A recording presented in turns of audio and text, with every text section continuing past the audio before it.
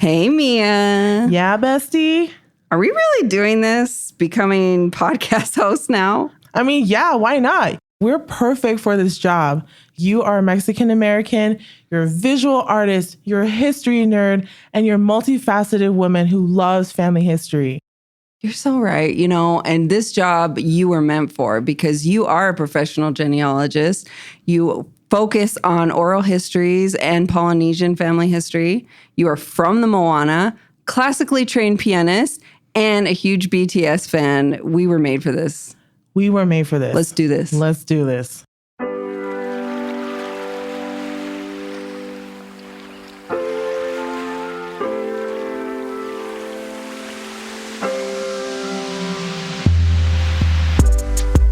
You're listening to the Love Your Lineage podcast by LDS Living, a multifaceted, shame-free approach to family history. I'm Miya. And I'm Michelle, and we want to help you find your space and claim your place in your family history story.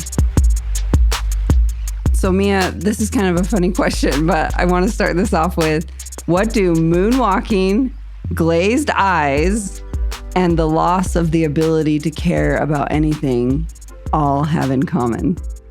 Girl, I know. As a professional genealogist, the answer is family history. What? This is a family history podcast, and we're admitting people struggle with family history. Oh, yeah. I mean, you and I are both aware that family history at its worst is triggering to some, but at its best, it's super boring to others. That's so true. And on this podcast, no topic is off limits. We are going to unravel some things. We are going to unpack some things, and we are going to turn our hearts. Exactly. And I want to say, too, your reasons for not loving family history are valid and real, but we got you. We see you.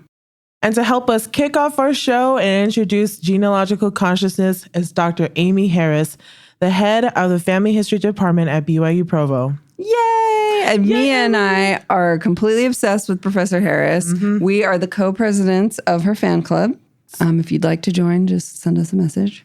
But we are so excited to have her here and speaking about genealogical consciousness, which the term genealogical consciousness, I had no idea what that meant.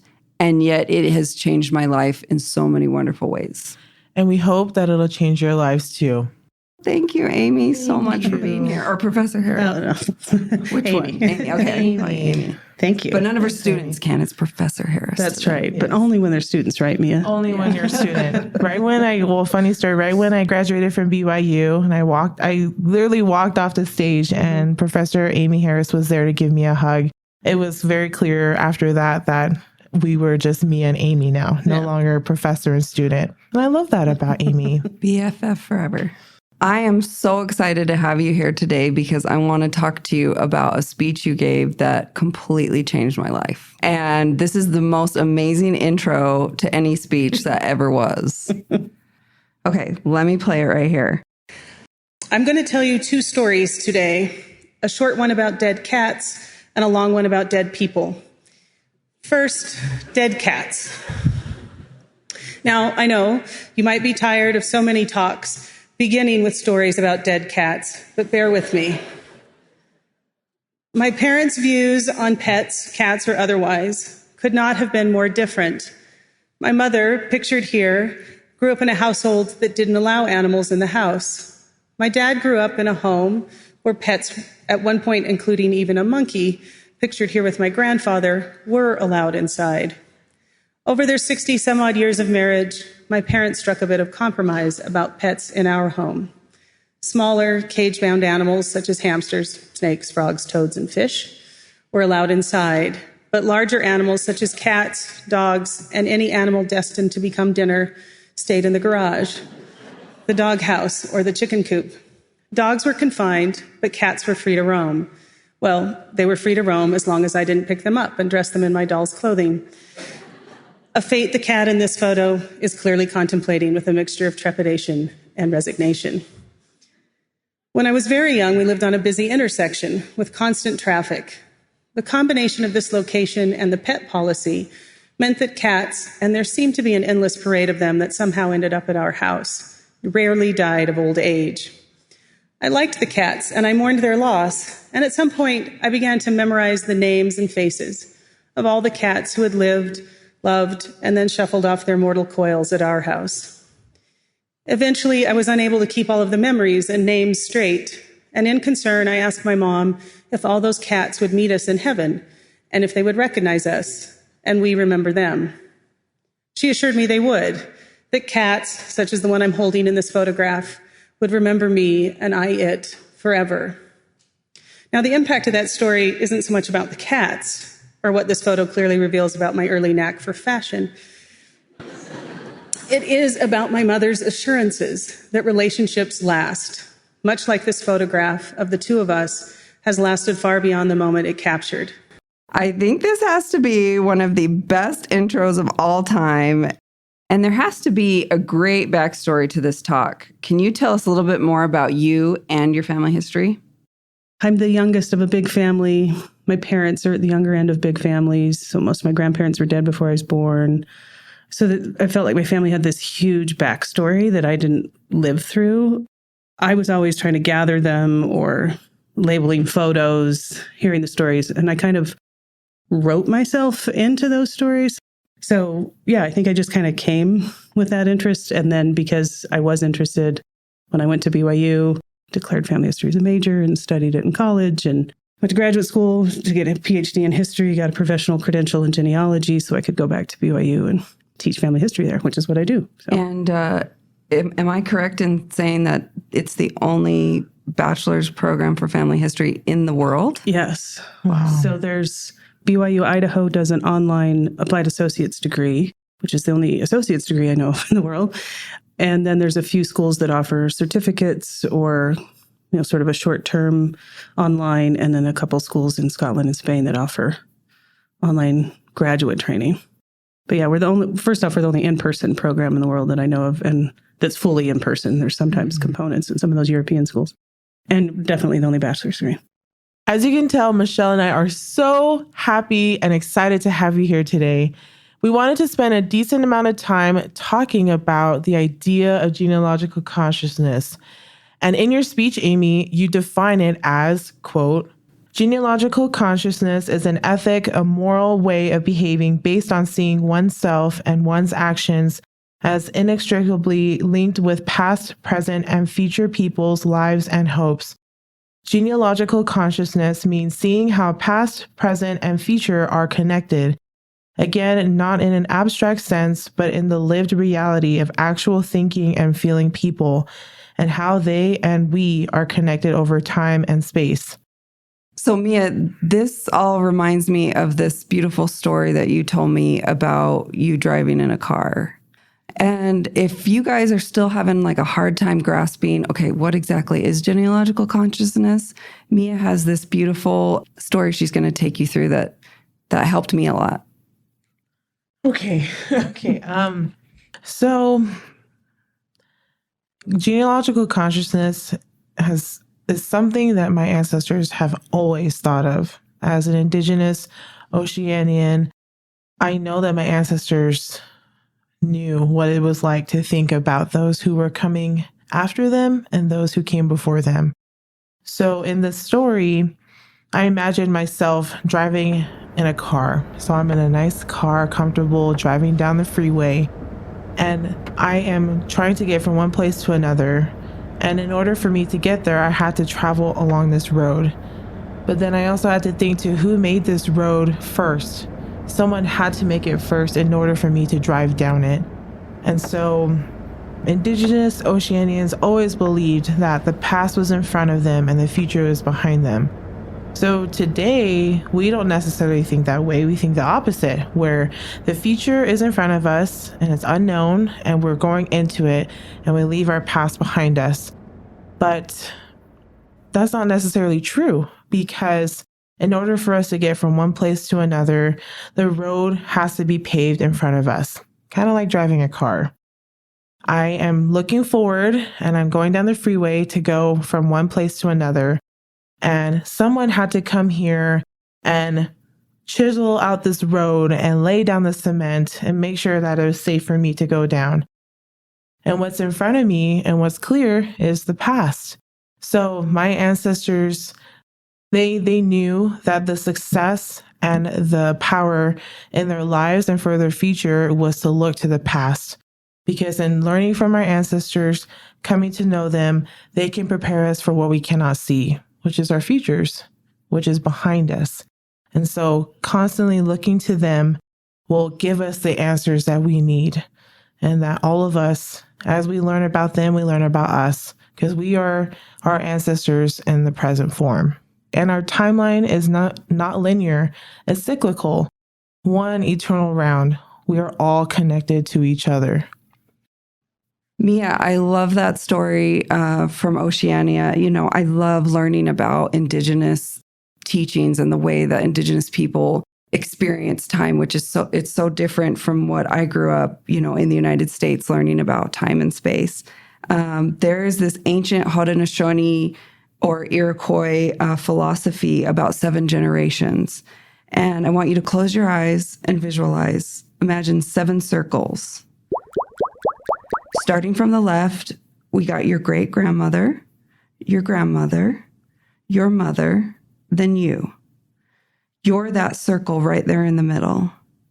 Then your children or your nieces and nephews, and your great-grandchildren and your great-great-grandchildren. That's 7 generations.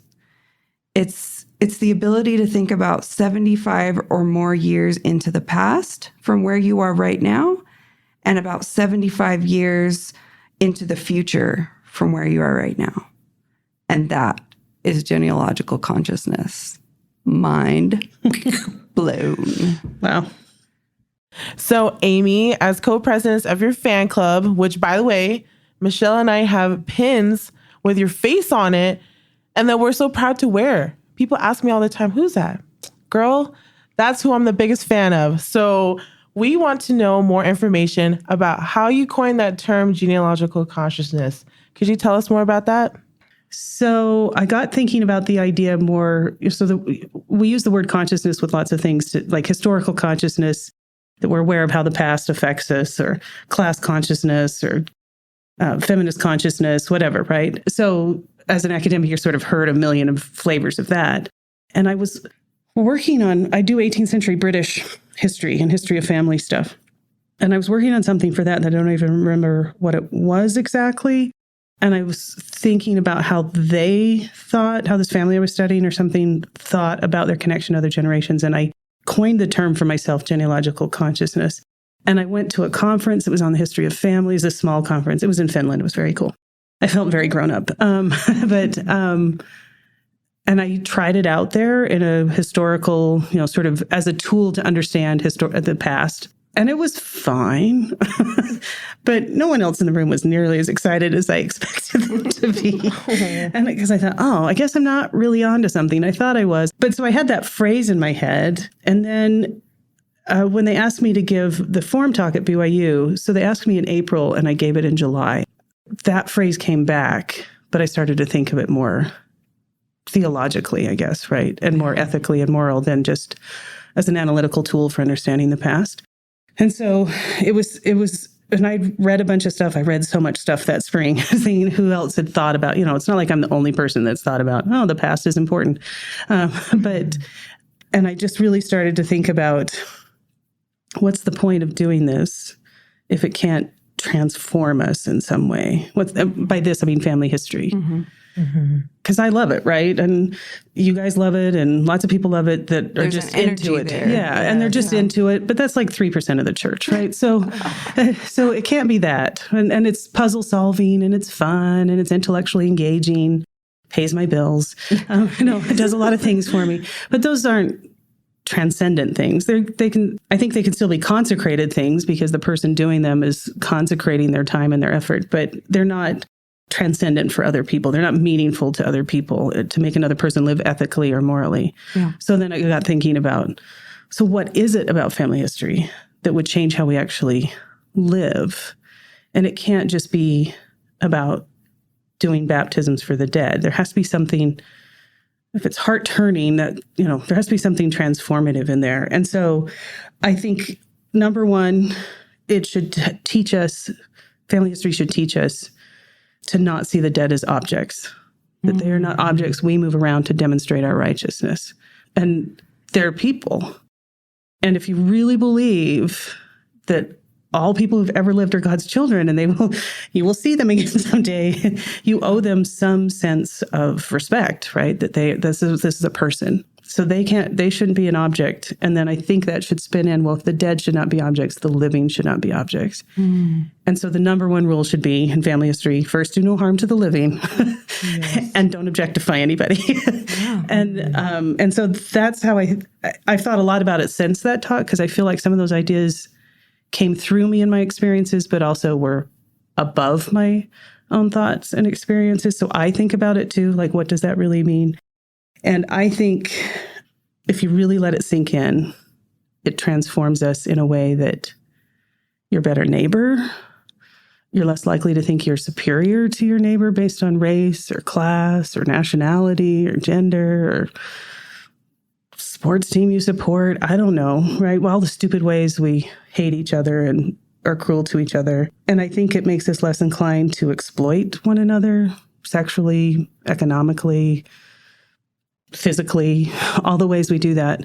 So to me, that makes family history something that's built on this really beautiful grand scope of the salvation of all of humankind and can help you in the nitty-gritty day-to-day life. Like religion to be effective has to be kind of cool and transformative on a big scale, and it has to make a difference in how we live now. It has to mean something in how we live now. And so I think genealogical consciousness is just a label for letting basically the atonement transform how we treat each other. Ooh, that's so good. I just need to take the two of you with you everywhere I go. Because I just feel way more amazing. You're a fan club president. You are You totally amazing. should. What are you I got talking about? definite chills. Wow. And I love that, like, when you talk about our ancestors being people, and that is so important, because I think we put our ancestors on a pedestal, and it's either and or they were either good or bad. And if we know anything about people, we are complex people. Yeah. Humans are complex, and to be able to take your ancestors in their complexity broadens this story of your life. Your family history story is so much more broad with the complexity of each person, and the bigger the scope, the more beautiful it is, and also painful. Yeah. Yes. But then if we can pivot to think, wait, the people I live with and work with and are annoyed with at the red light are like that too. Yeah. That they're complex, that they're good and bad, and that's... You can hold more space for them. Yeah. And you can hold more space for your ancestors. And one thing that genealogical consciousness has taught me is that the more I can hold more space for the complexities of my ancestors who are my family, the more ability I have to hold more space for living people who are also strangers in their complexities as well. And that's changed my life, like, honestly. Well, and the stuff you put on your Instagram account, right, and your art, where like all these people are my people. Like the post I remember you posting, and I think I've talked to Miya about this, about you saying, reading stuff from an ancestor who would have thought your existence was an abomination, I think was the word you used, because she thought mixed race was evil, like lots of people in the 19th century and 20th century. Yeah. And that's really hard to grapple with, to think like the person that I'm a descendant of would not have seen my existence as legitimate, right? Would have seen my existence as a violation of some natural order nonsense or something. And how do I love them anyway? And how do I And I've heard that a lot from a lot of, the queer LGBTQ community, that, it's hard for them to connect to their ancestors because of the same reasons, that they wonder how much their ancestors would have even loved them or accepted them, just as some of their living family is not accepting them or loving them. And I think, dealing with our dead maybe is I don't know about easier place to start, but just like, if you can't deal with living people, let's try out some things with dead people and see. That sounds weird, but not in trying things with them in the actual literary thing, but like spiritually, like having these connections and these conversations with people that may not be accepting of you, but maybe you could accept some things about them. And, for myself on that journey, during Dia de Muertos and I build my ofrenda and I put my ancestors' photos on there, because I'm a multiracial person. So I have multiracial background, multiracial family. The thought does come to me, these two people probably wouldn't have ever liked each other. These two people, or this person in particular, would have not been happy to be part of an Indigenous celebration. But then I make space for them and say, I know people can change. Yeah. And that's one of the greatest things about the atonement and about having an afterlife and what we believe specifically in the church, that there still is room for growth after we die. And I want to believe that my ancestors can grow, and things that, like, whether it's racism, sexism, homophobia, xenophobia, that those are the things that through help of Jesus Christ, they can let go and be more loving and accepting and make space for me. And I hope. Yeah. Well, I've had people say, that they can feel that that they can grant forgiveness through the veil. I believe that. Wow. And that person can vice versa. And growth and healing on the other side of the veil. Yeah. Well, that makes sense because, when we talk about the temple and the ordinances that we perform there, I often think about how when we take our ancestors with us to the temple and are performing work for them, we're literally bringing them to the throne of God to be transformed, to be healed, to be cleansed of their sins of their generation. And we know through the priest of power that as we take care of our ancestors, that power blesses all of their descendants, aka us, right? Mm-hmm. And so when we take care of them and we actively are thinking of them and doing this loving act of not just taking them to God, but us going with them to God, constantly, not just in a one-time act at the temple, but through our lives, by thinking of them, by honoring them, by, constantly trying to actually know who they were as Christ would know them. I truly believe that that's where the real heart turning and the transformation comes from, right? And we, like you mentioned too, Amy, that family history, oftentimes we make people as objects rather than really thinking of them who they are. And it just makes sense that when we talk about hearts, they're a living, breathing thing. Mm-hmm. In order for living, breathing things to be moved and transformed, we have to work with other living, breathing things, which is our family, right? Yeah. And God and Christ. It is hard. It's not easy. Yeah. And I don't think it ever was meant to be easy. Mm-hmm. And I want to pop in here and mention that while we have been talking about temple ordinances, we want this podcast to be a space where everyone feels included. And we are very much aware, even within our own families, both Miya and I, there are ancestors that we will never know their names. There are ancestors we will never know their faces, that we will never be able to take to do temple ordinances. And so there is space here for you if that is your case in your family, and we are definitely going to address that as we go on more in the show. I really appreciate you saying that, Michelle, and holding space for those who may not have the same opportunities as many others, especially in our church, to have the privilege to find names to take to the temple. Currently, we don't have the ability to know and find every ancestor. I really believe that God is aware of each and every individual, and that one day it will be revealed to us. It's just not yet. And that heart turning does not require going to the temple or knowing someone's name. Exactly. Yeah. So I think, anyone within the diaspora living in the United States, so specifically, Black, Indigenous people of color, with colonization, if you have Indigenous ancestry, there's only so far back you can go. If you have enslaved ancestry, most of our enslaved ancestors were listed as their age and their sex. They didn't even get to have a name.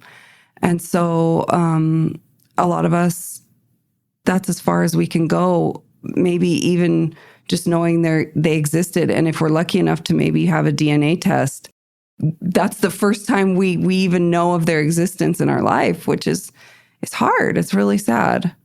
Yeah, I mean, even for a lot of indigenous people, for even my own ancestors, our language has been threatened over time, again, through colonization. And that has also threatened the record keeping that we had, which was oral tradition. And so many of us don't have written records. And so we don't have an account of who our ancestors were generations ago, though generations ago, our families knew who they were. So it's not always possible because of that. And at some point, it's not possible for all of us. And most people don't like that I share that story. But if you're Irish, good luck getting past 1800-ish. Scotland, maybe the same, but maybe you could get to the 1690s. But for anywhere in the world, there's a reason you're not allowed to do temple work before 1500 without proving this was a real person and they haven't had their temple work done, is the records just aren't as comprehensive. There are some Chinese father-son lineages that go back quite far and some Korean ones, I believe. But these are a small fraction of people. So that we run out of records. We run out of knowledge pretty quick. And I know that's hard for some people because they think that our job is to, do all the work before the millennium. But I think there's method in that madness to sort of remind us this is God's work. This isn't us just checklisting off name after name after name. The scope of what we can accomplish is just a drop in the bucket for all of the history of humanity. And so maybe that's a reminder to be a little humble with what we're doing, and that, God has them all in his hand, like you said, right? Our heavenly parents will love their children and care for them. And we do this. I see it as an offering. We do family history work as an offering that we actually believe it. And we know the offering is, it's like slaying a lamb. It doesn't actually do anything, right? Yeah. It's just a symbolic gesture of, we actually believe all of humanity is covered by the infinite eternal atonement. We actually believe we have eternal parents who love and care for us. And we're going to do our little piece to show the little way we taste that by feeling that way for our family. But we're all going to run out of records. And maybe that should make us a little more sympathetic for those whose records run out sooner, right? Who can only get to the first person in the 1870 census because they're enslaved ancestors. Yeah. There's no record. And they can do a DNA test, but that doesn't give them names and stories. I think it's like anything, if you've always grown up having something, you've never thought about what it would be like to go without. And I would love, this podcast to be part of that journey for people to realize, wow, I'm so blessed to have what I have. And that would be really difficult to not know and not have that. And I loved what you said about this work being humble while doing this work. But I also, would love to add to that being creative. Mm-hmm. There's one thing as a creative person, as an artist, there's obstacles in your way and you have to think of multiple ways to get over that obstacle. And that's one of the things I also love, but also frustrates me about family history is that here's this obstacle. What can I do to really help me go around it? And the creative ways that I've found to go around things have often been the most heart-turning ways. So, okay. So if we've got a lot of people out there who either can't, or it's just not like the way that they feel connected by taking names to the temple, what are some real life ways that they can apply genealogical consciousness and do family history work? Which I even hate saying that because I feel like a lot of people are going to be like, ooh, you said the F word. So what are some ways that we can bring this kind of energy into our life? Well, I mean, one of you said earlier, right? What's heart turning? That doesn't require being in the temple. The ordinance work is a component, right? But like you said, how do you bring it into the rest of, you're not in the temple 24/7. So what do you do? So first off, I want to say, I have to speak in church Sunday in a ward that not my own. And the topic is mighty change of heart. And so I was thinking about how heart-turning, Alma echoes that language with a mighty change of heart. That heart-turning and heart-changing are similar things. So I think things that in your daily life, so it could be is there an ancestor or is there a living family member that you struggle with? What could you do? And I don't mean somebody who's abusive to you and you need to stay away from. I don't mean that. I just mean somebody that you're like, they irritate you or they've hurt you. What could you do to sort of extend a little heart turning to them, right? And maybe understand. Yeah, just trying to understand who they are, or come to them with curiosity from another place, right? The thing that you can't engage on, maybe let that be, and be curious about some other part of their life. What was your childhood like? And so you ask them a little bit about where they came from, or that kind of thing. I think it can be pretty simple, some of the stuff at a family gathering, to just ask a older family member about the first time they went to school or their first date. Or, my sister recorded my mom a lot of times, and we'd never heard the first date story. It was hysterical. You just have to be a little more mindful about, okay, I'm gonna go to this family reunion that usually ends up being weird or whatever it is, right? Traumatizing, and I'm gonna have a mission, right? I'm gonna have one question to ask one side of the family, or one person that side of the family, that connects me to them, turns my heart to them in some simple way, and to just keep those doors open. Yeah. And I think too, what you said, Amy, those questions are great to ask people, whether that be family members or friends or neighbors. And it reminded me of one of my first family history assignments at BYU in the program. And I was asked to do a project a family history project, and publish it online as a blog or a video website. And I decided to go with a blog because that was the thing when I was a student. And I was in that phase of my life where I was done serving a full-time mission, and I was ready to get married and to move on with my life in that way. And so I thought, well, because this is what I'm trying to do, I'm trying to get married, I'm trying to date right now. I wasn't really successful, but I was trying. And I thought, it'd be great to know how my aunties and uncles, my parents, grandparents tried to find each other and how that worked out. And so I interviewed all of them. Yeah, thanks. And I interviewed all of them, and I posted both of all their stories on the blog, but also from the perspective of the husband and then of the wife. I kept it separate for a reason, right? Because usually the wife likes to go on and say her things. And now that I'm married, that's very true. And so, but it's so good to hear both perspectives. And I think learning and capturing those stories. I heard details I never heard growing up about my parents and about their dating life and stories, and even with my grandparents too, and aunties and uncles. But it gave me not only a glimmer of hope, but also their examples helped me in even just the simplest things with dating. And it really changed my life. And so I think learning to look at yourself, be like, okay, where am I right now? What am I doing? Or what do I want to be? And where do I want to go? And then looking to those who may be around you, like your family or your friends, and asking them, so you're at this part in your life. How did you get there? Or how did this happen? And I really think that'll help turn your heart to them and them to you. It's real. Yeah. Yeah. And for a lot of us, in the diaspora, we might not have family that's close or family that's willing to talk to us. And so in my case, it's been really hard. And I think that's where my art really was born out of, that desire to know, communicate, have some sort of relationship with these people that I didn't have a photograph or even sometimes names.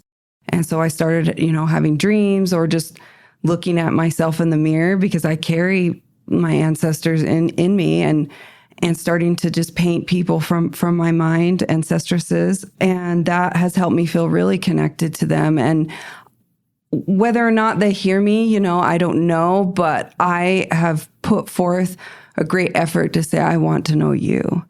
And I won't go into specifics at this point, but I've really had some instances where I know that they heard me and that they've responded and helped me find them.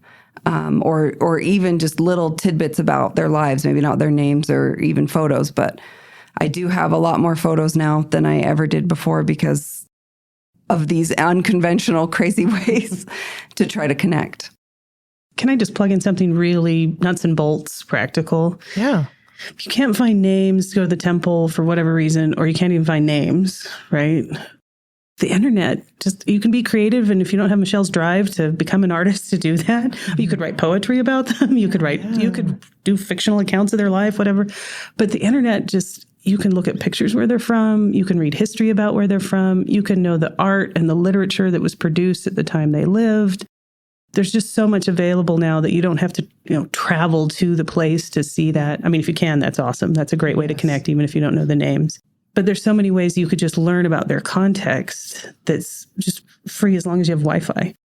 Mm-hmm. I'm a huge fan of hairstyles and jewelry. I textiles. You do that whole thing on textiles. Yes. Love it. And you with your bedtime stories, right? Yes. Like just folkways, I mean, there's so many things that frankly, you owe feminist historians because, instead of the sort of top-down kings and warriors kind of history, and it's not, by feminist historians, I don't just mean women. I mean, people sort of, wait, what were women doing? And so we know so much more now about how they prepared food and how food and clothing was part of a religious experience or an expression. And we just know so much more about the overall people's lives, even if they're not your people exactly, but your people were there. That's at that time. Yeah. It's so exciting. It's still so exciting for me to this day.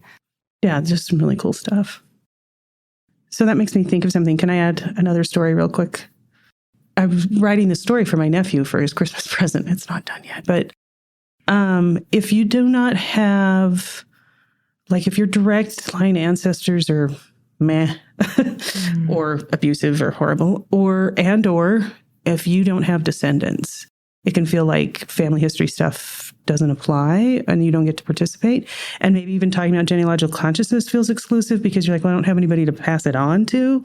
I don't get to become a new ancestor. So I was writing this story for my nephew at his parents' request that he get a family history story. And I'm handwriting it in a journal with pictures and stuff. That he has inherited, in addition to all the straight linear descent stuff that we all know about, he's inherited 200 years of what I call unfiltered aunting. So my great aunt Elizabeth, who married and had one child who lived not to 2 years old and never had any other children. So she has no descendants. And my great aunt Cecil, who got married later and they never had children, so she has no descendants. And my Aunt Lillian, who got married and had a child that predeceased her and didn't have kids herself, so she has no descendants. And two of my older sisters who've never married and don't have children, they don't have descendants. I don't have children, I don't have descendants. That he and all my nieces and nephews are beneficiaries of that kind of aunting. Everybody loved Aunt Cecil, right? Her nieces and my great Aunt Elizabeth, they all just referred to her as Aunt Browett. That was her married surname. For generations, my dad knew stories about her, even though she died 25 years before he was born. And Aunt Cecil was the last line of her obituaries. Like, she's much loved by her nieces and nephews. And Aunt Lillian was much loved. I have her piano. My sister has glassware she bought her. That piano later this year is going to go live at my nephew's house, who learned to play the piano on that piano. And there's some naming connections where some of them are named for each other.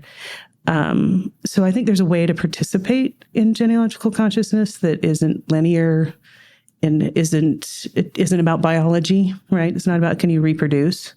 And it also allows you to connect parts of your family, even if they're not, you can set aside abusive parts or not so great parts if you're not ready for that, and hold on to other parts of your family history. Oh my gosh, thank you for sharing that. Professor Harris, or Amy, my friend, I'm so grateful for your influence in my life. And I know I speak for Miya when we are so grateful that you would be our first guest on this podcast. And we are going to continue to grow your fan club. And thank you for all you've done to improve our lives and to help us connect to our families in a healthy, heart-turning way. So thank you so much. Thank you. It's been a delight. And I'm always touched the way the two of you support me and respond to me and encourage me. Thank you. You're the best. We love you. We love you. Thank you. Thank you for joining us for this episode of Love Your Lineage. You can find all the references and full transcripts for this episode in our show notes at ldsliving.com/loveyourlineage. And if you love this episode, please, please, please leave us a review or a rating. This episode was hosted by me, Miya, and the lovely Michelle. It was produced and edited by Erica Free and Katie Lambert, and mixed by Mix at 6 Studios. Thank you for being with us today, and we hope you feel empowered to love your lineage and to embrace your authentic family history story.